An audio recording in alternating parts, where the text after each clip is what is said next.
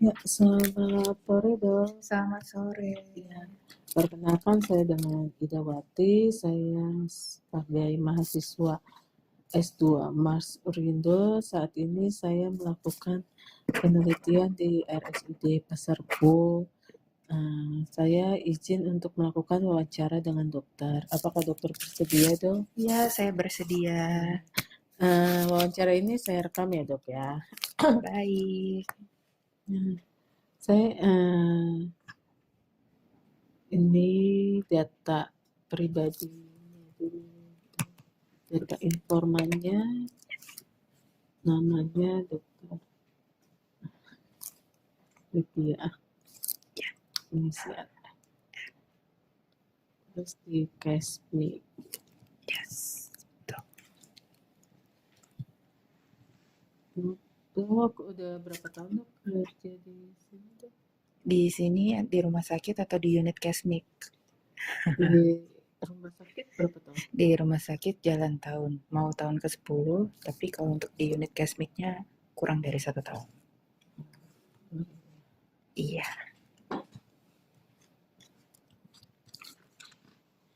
Dok, usianya berapa dok? 35. Sama ya dong dokter Noni? Ya, dokter Noni belum ulang tahun aja. Oh, baru ulang tahun kemarin ya. Hanya bilang. Kemudian untuk dok, saya ingin tahu nih untuk proses pengajuan klaim JKN dari awal sampai akhirnya dok. Di Pasar Rebo seperti apa ya? Kalau untuk proses pengklaiman kan pasti pasien itu masuk rawat inap, ada dari poli rawat jalan, ada dari IGD. Ketika awal masuk itu dipastikan dulu penjaminannya apa. Jika memang jaminannya JKN, pastikan memang SEP-nya bisa terbit. Seperti itu. Kemudian ketika dirawat inap, setelah dilakukan perawatan, kemudian ketika selesai pasien pulang, itu nanti penata rekening dari rawat inap itu akan melengkapi semua kebutuhan berkas pasien-pasien untuk diklaimkan. Misalnya kalau misalnya resumnya si pasien ini ketika pulang belum ada, kemudian ada hasil-hasil kayak penunjang, kemudian billing, kemudian inputan untuk tindakan. Nah, itu biasanya akan dilengkapi. Setelah dilengkapi, diverifikasi oleh si penata rekening, datanya akan sampai di IRM ke bagian Kesmik. Nah, data pasien yang sudah diverifikasi oleh si penata rekening itu akan diverifikasi oleh verifikator internal. Nah, ketika di verifikator internal itu nanti akan dicek lagi apakah yang sudah dilengkapi oleh penata rekening itu sudah sesuai belum. Misalnya ternyata billingnya ini kurang tepat, kurang sesuai, atau billingnya ada yang kurang. Nanti verifikator internal itu akan mengecek lagi satu persatu berkas yang sudah diverifikasi oleh si penata rekening. Setelah kami verifikasi, nanti bagian koder akan mengcoding sesuai dengan diagnosa dari DPJP. Kemudian nanti dari bagian pengklaiman rawat inap itu nanti filter terakhir. Jadi yang benar-benar sudah benar-benar siap untuk dikirim oleh tim dari rawat inap, nanti yang akan mengecek ini benar semuanya sudah terpenuhi kelengkapannya, baru nanti akan diupload ke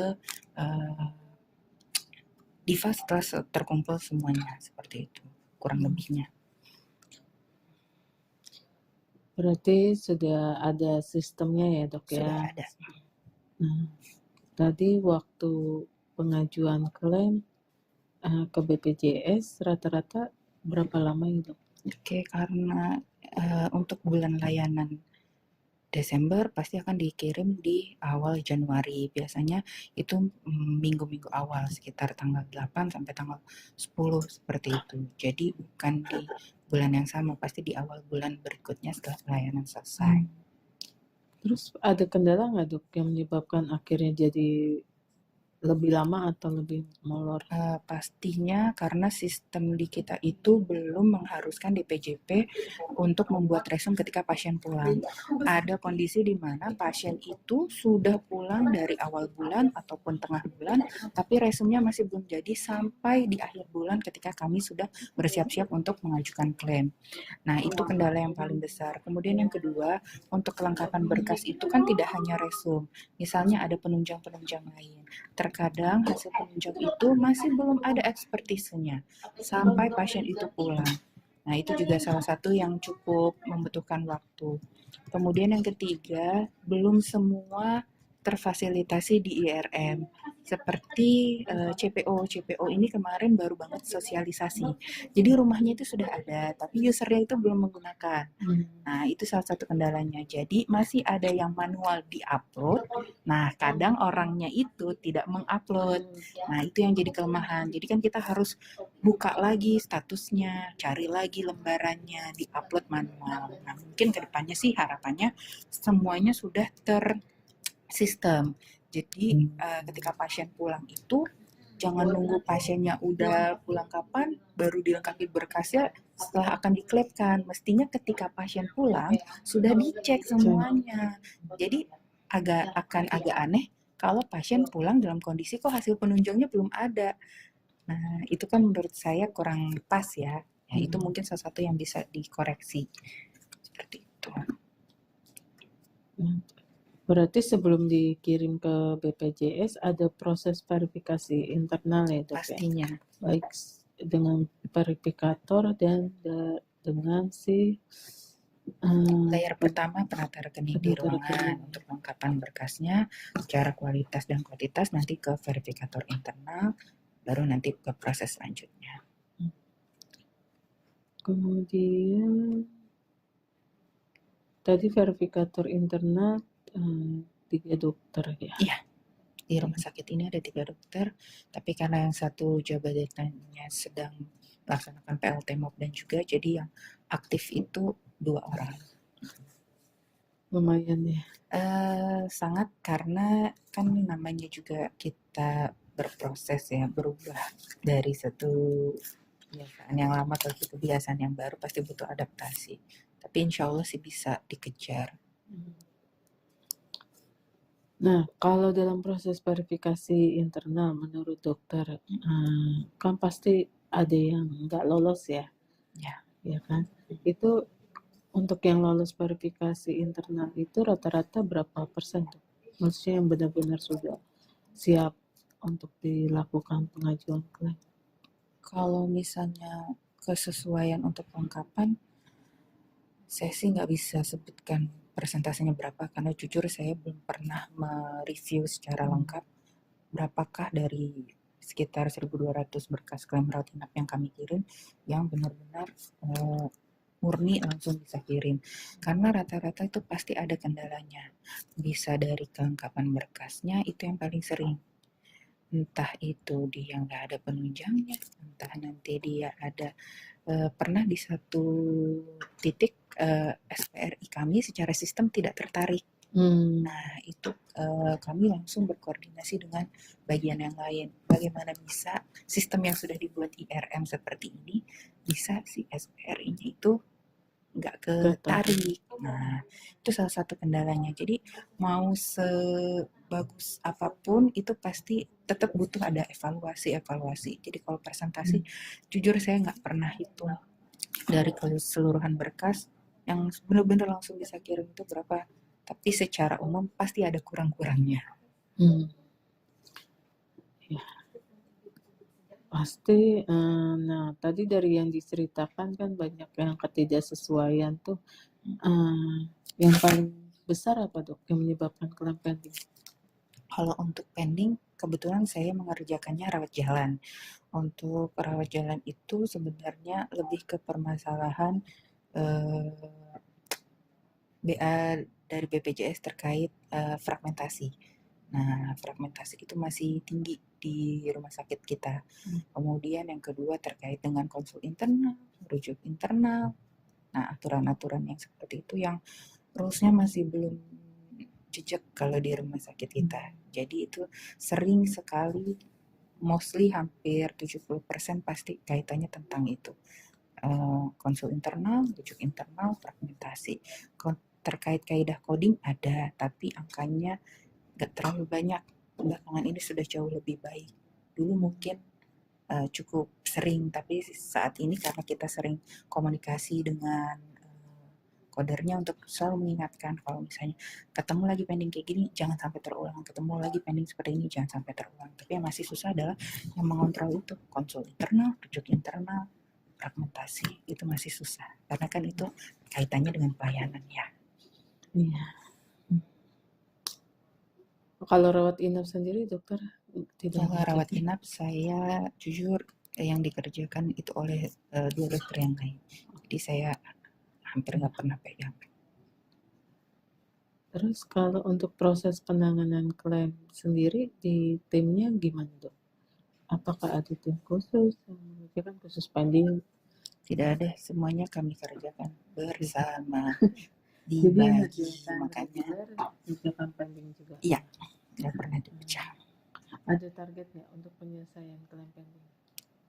Semenjak pending itu dikeluarkan sebisa mungkin sih, kalau saya karena saya mengerjakan rajal, saya sih pengennya dalam 1 minggu tuh maksimal tuh kelar. Tapi kadang-kadang ada kondisi di mana tidak satu pending aja yang keluar, pendingannya bisa dalam satu waktu itu 3 bulan. Nah itu jadi biasanya kan butuh waktunya lebih banyak karena sambil mengerjakan klaim reguler. Target 1 minggu untuk menyelesaikan, tapi bukan untuk kirim ya, menyelesaikannya aja. Tapi kalau untuk sampai bisa kirim, waktunya lebih panjang. Kayak gitu. Tadi dalam pengajuan klaim kan ada keterlibatan SIM RS Ya. juga ya dok ya? Ya. Nah, bagaimana sih peran SIM RS dalam proses pengajuan klaim ini? Oke, kalau saat ini di era IRM ini atau IRM ini benar-benar butuh banget kerjasama yang baik dengan tim SIM RS. Kenapa? Karena pemberkasan itu kan sudah tidak ada lagi dalam bentuk fisik yang diantarkan ke Mobdan. Jadi ketika ada satu hal yang tidak bisa tersinkron, kemudian tidak bisa ketarik ke dalam berkas klaim dalam bentuk PDF, itu sangat-sangat menghambat. Nah, makanya ketika ada aturan yang baru, misalnya dari BPJS, contohnya terkait tentang penyederhanaan lembar klaim untuk rehab medik, itu kami langsung komunikasikan dengan SIM RS untuk difasilitasi supaya bisa memenuhi kebutuhan pengklaiman seperti itu. Kemudian yang kedua, ketika ada kendala info bahwa tidak tertarik SPRI-nya, waktu itu kami juga langsung menginfokan dan dari tim SIM RS gercep langsung dikerjakan, dicari titik masalahnya apa, diberikan solusi. Jadi sebenarnya kalau untuk keterlibatan sih sangat keterkaitannya sangat tinggi ya, kayak gitu. Banyak membantu berarti ya dok? Iya. Kekurangannya apa? Kekurangannya karena banyak yang kan kebutuhan SIM RS itu nggak cuma dari sisi Kesmi, Mobdan, keuangan, tapi kan dari unit-unit lain juga ada permintaan. Jadi seringnya adalah harus selalu terus diingatkan karena banyak request dari tempat-tempat lain. Jadi ketika kita butuh sesuatu kita harus ingetin terus kayak, Mas ini udah di follow up belum, Mas ini udah di TL belum, ininya gimana. Tapi sebenarnya untuk dikerjakan sih dikerjakan, cuman ketika iya jadi nggak punya deadline yang oh ya dok 3 hari lagi selesai dok, oh besok selesai, enggak. Kitanya tetap harus ingetin, ayo mas ini udah sampai mana, ini udah selesai belum, gimana, bisa nggak, kalau nggak bisa gimana nih solusinya. Jadi memang harus kita yang memfollow up terus kayak gitu.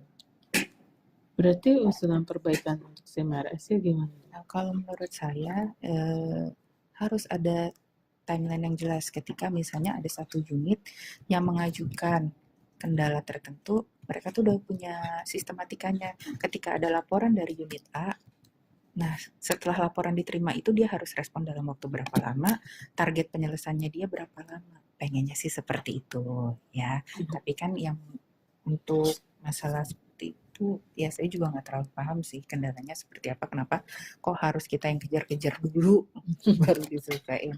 Kayak gitu sih, saya sih pengennya kayak gitu, jadi jelas timelinenya. Nah, kalau nggak ada timelinenya kan kita yang nungguin juga bingung, sana juga merasa nggak ada tanggung jawab untuk segera menyelesaikan masalah tersebut. Kita menunggu di sananya kelupaan. Iya, khawatirnya kan seperti itu. Nah dok, tadi terkait pekerjaan dokter, ada nggak harapan atau tindak lanjut untuk meningkatkan kompetensi yang diharapkan? Oke, yang pertama tentunya saya sih berharap ada pelatihan ya untuk terkait masalah Kesmi, coding terbaru dengan IDRG, karena kan sistem itu akan berubah di tahun 2026 ini.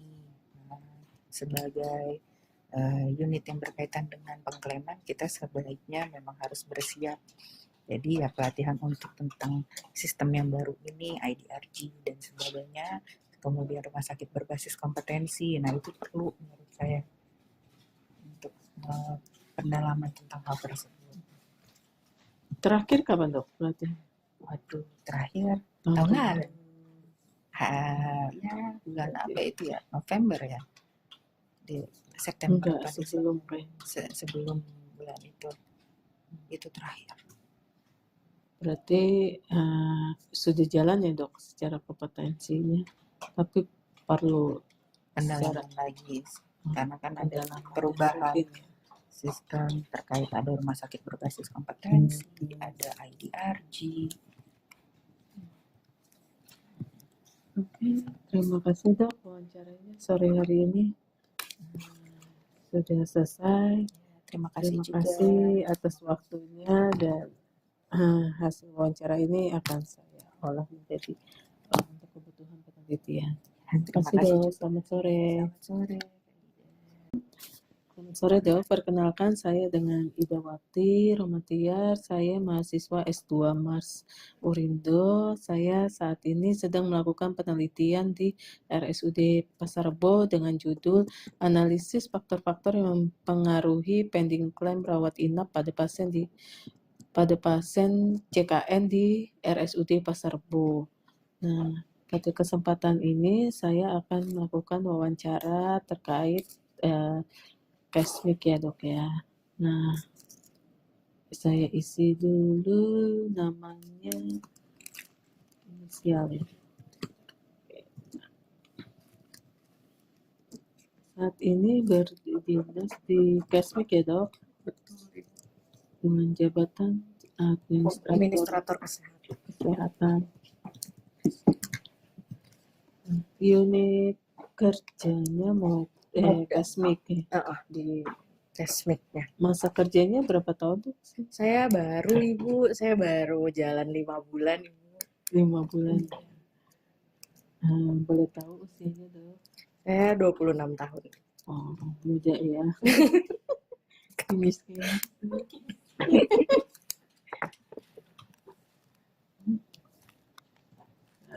Kok 26, 27 ya? 26, 27 lah Bu. Lupa ya dok. Maunya. Kebanyakan ini ya dok. Jawab klaim. Dok, saya mau tahu, di sini kan ada pengajuan klaim CKN. Kalau saya boleh tahu bagaimana alur pengajuan klaim CKN dari awal hingga akhir. Jadi dari awal pasien itu masuk rawat inap sampai dia pulang. Baik, kalau dari saya memang saya baru 5 bulan ya Bu, tapi dari awal memang sudah diterjunkan untuk menjadi verifikator. Kalau dari yang saya tahu sendiri, sebenarnya dari pasien di ruang rawat inap itu kan sudah dilakukan resume medis oleh dokter spesialisnya, DPJP-nya. Lalu setelah dilakukan resume, berkas diperiksa dulu oleh penata rekening yang ada di ruangan, dicek kelengkapan medisnya, lalu billing obatnya dan lain-lain. Setelah masuk ke penata rekening, kalau sebelum full IRM yang sekarang, sebelumnya penata rekening bawa dulu berkas-berkasnya ke ruang Mokdan, ruangan Kesmik juga. Nah, setelah kita terima berkas-berkasnya, lalu kita sebagai verifikator kita periksa kelengkapannya, lalu kita periksa juga sesuai dengan kaidah BPJS dan juga kaidah coding. Kalau dari sisi saya sebagai verifikator sendiri, saya lebih tekankan di sisi menelaah apakah berkas itu sudah bukan layak ya, tapi sudah sesuai dengan maunya BPJS dan sudah sesuai dengan kaidah codingnya juga sebenarnya kalau dari sisi saya. Lalu setelah saya verif dan sudah yakin akan dikirim ke BPJS, lalu di coding kembali sesuai dengan kaidah coding dengan tim coder namanya. Itu juga ada di dalam ruangan Mobdan, kebetulan di Rumah Sakit Pasar Rebo ini. Jadi kita bisa saling kerjasama, kita saling sharing terkait codingan itu tuh seperti apa sih. Setelah di coding, lalu ada tim administrator klaim rawat inap khusus. Jadi, nah itu juga kita dalam satu ruangan dicek kembali. Ini jadi saringan ketiga ya, saringan terakhir untuk mengecek apakah berkas itu sudah lengkap atau belum dari sisi administrasi pastinya, dan juga sampai ke resume medis yang sesuai, seperti itu sih kalau dari alur singkatnya ya sebenarnya, dari alur pasien pulang. Terus berarti kalau dari pasien pulang sampai dikirim ke BPJS Kesehatan berapa lama itu?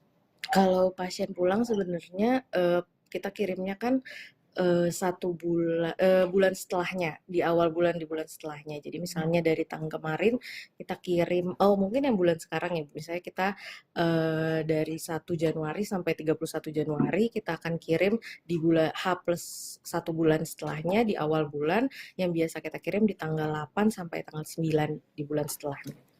Seperti itu. Tergantung target sebenarnya. Dari atasan kan juga memberikan target ya, lebih cepat lebih baik ya Bu ya. Seperti itu. Terus ada kendala utama nggak yang dirasakan baik secara internal maupun eksternal? Kalau dari kendala sendiri, kalau dari sisi saya yang saya pegang pasti resume ya Bu, resume dokter spesialis sebenarnya. Bukan terkait dengan tidak lengkap, pasti kan kalau dokter spesialis tidak megang hanya satu pasien ya, pasti dalam satu dia meresum pasti langsung semua pasien, tidak lengkap seperti itu. Dan juga diagnosanya yang tidak berubah dari awal perawatan sampai dia pulang gitu, pasiennya pulang, itu satu. Dan juga dokternya menumpuk resumenya di akhir, misalnya sudah akhir bulan nih seperti sekarang, resumenya ditumpuk di akhir, dikerjain semuanya. Nah kita di verifikatornya kewalahan untuk mengejarnya karena sudah dari awal dia baru dari pasien pulang tanggal 1 baru diresum sekarang tanggal 26, seperti itu. Mungkin lebih ke penumpukan resumenya. Dan sekarang kan sudah full IRM ya Bu, jadi sebenarnya kita ngejarnya juga lebih cepat karena kita nggak perlu menunggu penata rekening untuk antar berkasnya secara fisik gitu. Sebenarnya sih lebih yang tersolusi sebenarnya dari sisi itunya sih, efisiensinya ya sebetulnya. Terus berarti kalau dalam proses verifikasi internal siapa yang saja yang terlibat tuh? Kalau dari verifikasi internal sendiri kita bertiga Bu, ada saya, ada dokter Rivia juga, dan ada dokter Noni. Sekarang dokter Noni kan megang PLT mobilisasi dana ya, jadi tentu saja bercabang, jadi lebih banyak di dokter Rivia dan saya sendiri, seperti itu. Terus dalam proses verifikasi internal banyak yang ini enggak yang nggak lolos verifikasi? Nggak lolos dari sisi administrasi atau semuanya? Berapa persen yang nggak lolos ketika diverifikasi? Kalau dari pasien rawat inap sendiri lebih ke kita membuat itu menjadi lolos verifikasi ya sebenarnya Bu. Jadi kita membuat supaya pasien itu sesuai dengan apa maunya BPJS sebenarnya ya intinya. Jadi diusahakan supaya yang harusnya misalnya kaidahnya seperti ini, tapi kan penilaian medisnya dokter spesialis juga kita tidak bisa salahkan ya Bu ya, karena memang dokter spesialis kan tidak belajar coding juga, dan penilaiannya mungkin lebih ke arah untuk recovery pasien dan lain-lain. Kalau dari sisi kita sih nggak ada masalahnya untuk itunya ya. Ada nggak sekitar 90% di lolos verifikasi internal di awal sebelum dilolosin? Lebih ya? Lebih sih pasti. Pasti, soalnya baik secara sistem maupun SDM-nya ya. Nah, menurut dokter sendiri, claim pending yang paling sering terjadi di Pasar Rebo itu apa ya? Klaim pending pasti dari kalau kita kan sekarang sudah memfiltrasi aspek-aspek pending yang datang ya Bu. Biasanya dari aspek administrasi, aspek medis coding, medis administrasi. Yang paling banyak pasti dari medisnya sih. Karena ketidaksesuaian dengan syarat-syarat BPJS dan juga yang kita kirim ke BPJS seperti itu. Yang paling banyak medisnya sih. Nah, tadi kan orangnya cuma segelintir itu ya Dok ya. Nah, kalau untuk penanganan klaim pendingnya sendiri gimana nih cara ngaturnya? Kalau untuk mengerjakan pending pasti kita tidak sempat harus sempat ya Bu ya. Jadi kita harus kita kerjakan di sela-sela waktu memverify dan kita juga yang mengerjakan. Gak ada orang lain juga. Yang lembur ya? Lembur ikhlas. Lembur ikhlas. Jam kerjanya aja ditambah. Ada target nggak berapa waktu yang dibutuhkan untuk menjawab klaim pending?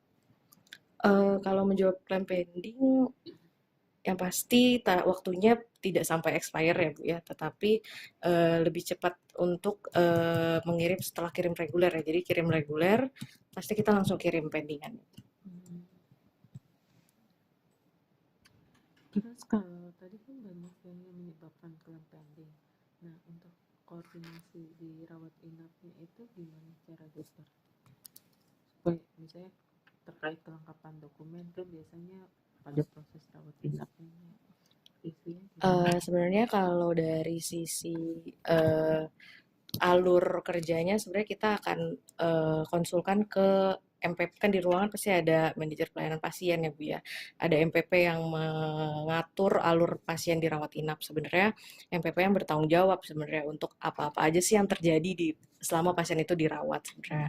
Tapi dengan satu dan lain hal biasanya kita pasti langsung ke yang terlibat. Misalnya yang paling sering sebenarnya kalau tindakan PCI ya Bu ya, terus lembar PCI-nya belum diupload, kan sekarang kita kendalanya adalah sudah IRM, sudah mau efisiensi, tapi kesadarannya yang untuk tingkat supaya lebih rajin lagi, lebih disiplin lagi untuk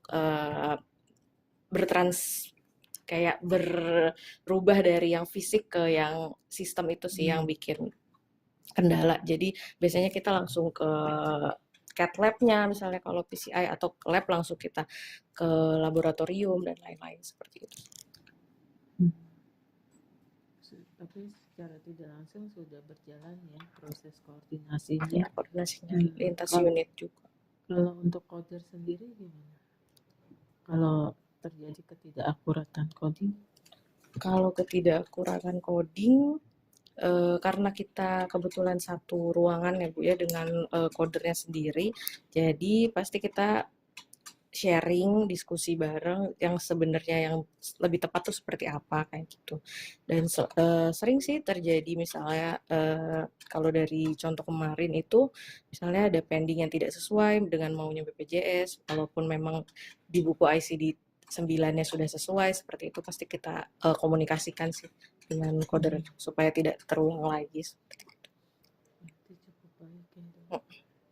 Untuk koordinasi dengan DPJP, kalau misalnya ada resume medis yang nggak lengkap, itu bagaimana? Ya, kalau kita kan sudah IRM ya Bu ya, jadi insya Allah resume medisnya sih lengkap. Tapi dari sisi lengkap yang seperti apa gitu ya Bu ya, pasti kita konfirmasi ke DPJP-nya dulu terkait yang paling sering itu sebenarnya dari kelengkapan misalnya laporan tindakan, atau setelah melakukan tindakan sesuatu dokternya lupa untuk membuat laporannya seperti itu. Tapi kalau dari sisi resumenya enggak juga sih. Nah, kan dalam pengajuan klaim salah satunya yang terlibat adalah SIM RS ya. Tuh. Nah, perannya bagaimana peran dari SIM RS ini? Apakah banyak membantu dalam pengajuan klaim? Pasti karena kita baru berpindah ya Bu ya dari fisik ke IRM, pasti ada positif dan negatifnya juga. Tapi kalau efisiensi pasti lebih efisien menggunakan IRM sih. Baik, secara waktu, tenaga ya. Iya, lebih Ada ringkas. kekurangannya nggak dari SIM-RS-nya? Kalau dari SIM-RS-nya pasti mungkin kayak lebih ke SDM-nya sih, Bu. SDM-nya yang tidak menggunakan SIM-RS itu dengan baik. Hmm. Ada usulan perbaikan dengan aplikasi yang disediakan untuk SIM-RS?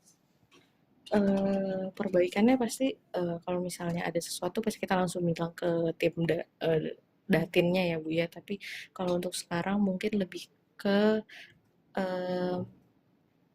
kelengkapannya sudah tersaring dari awal pasien pulang gitu. Jadi dari pasien pulang sudah jelas nih yang belum tuh apa, yang sudah tuh apa gitu. Jangan biasanya karena sekarang ini yang tahu yang belum apa itu di kita atau di administrator tim klaim rawat inap. Jadi sudah di depan itu sudah ada pagernya kalau misalnya berkas ini tuh belum lengkap loh gitu.